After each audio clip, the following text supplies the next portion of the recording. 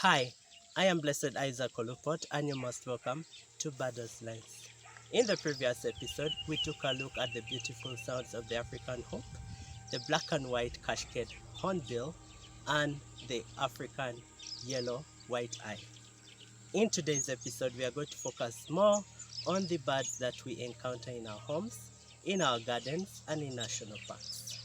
Well, before we proceed to today's episode, I kindly request you to subscribe to our YouTube channel for more of these updates. Today's birds include the African thrush, the African woodpecker, and the common red-billed firefinch.